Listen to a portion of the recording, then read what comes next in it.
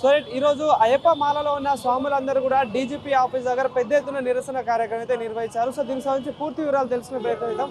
ఏంటి స్వామి ఈరోజు ఇంత పెద్ద ఎత్తున ఇక్కడ నిరసన కార్యక్రమం చేయాల్సిన అవసరం ఏంటి? ఇప్పుడు కాంగ్రెస్ గవర్నమెంట్ వచ్చినప్పటి నుంచి స్వామి ఇప్పటి నుంచి అని కాదు, గత స్టార్టింగ్ నుంచి అయినా సరే గాంధీ పీరియడ్లో కానీ నెహ్రూ పీరియడ్లో కానీ ఎవరున్నా కానీ హిందువుల పైననే దౌర్జన్యం జరుగుతుంది, హిందువుల పైననే దాడి జరుగుతుంది.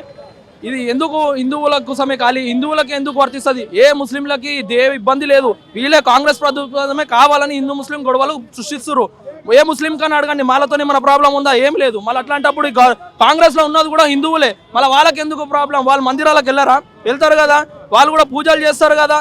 అట్లాంటప్పుడు గుడిలో ఉన్న పంతులు సిబ్బంది వాళ్ళందరికీ ఒకటే చెప్తా, ఇలాంటి మన హిందూ దేవాలయాల పైన హిందూ స్వామిల పైన వ్యతిరేకంగా మాట్లాడతారో వాళ్ళని బహిష్కరించేసాలా, గుడిలకు రానియొద్దు.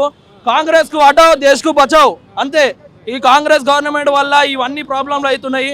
హిందూ ముస్లిం గొడవలు కానీ కారణం కూడా కాంగ్రెస్ పార్టీయే. హిందువుల పైన ఇవన్నీ చేస్తారు.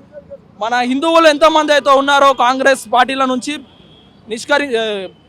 వెళ్ళిపోవాలా, బహిష్కరణ చేయాలా.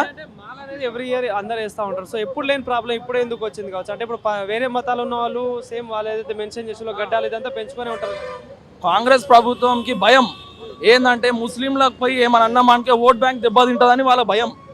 వాళ్ళు గడ్డాలు పెంచుకొని జుబ్బాలు వేసుకొని ఏమని వేసుకొని మనకు ప్రాబ్లం లేదు, వాళ్ళకు కూడా ప్రాబ్లం లేదు. కానీ కాంగ్రెస్ గవర్నమెంట్ వాళ్ళకున్న ఓట్ బ్యాంక్ కోసము మన పైన దాడులు చేస్తారు. వాళ్ళకి ఏంటంటే వాళ్ళకి ఫేవర్లో ఉన్నట్టు మాట్లాడాలి కాబట్టి వాళ్ళు ఈ విధంగా చేస్తారు.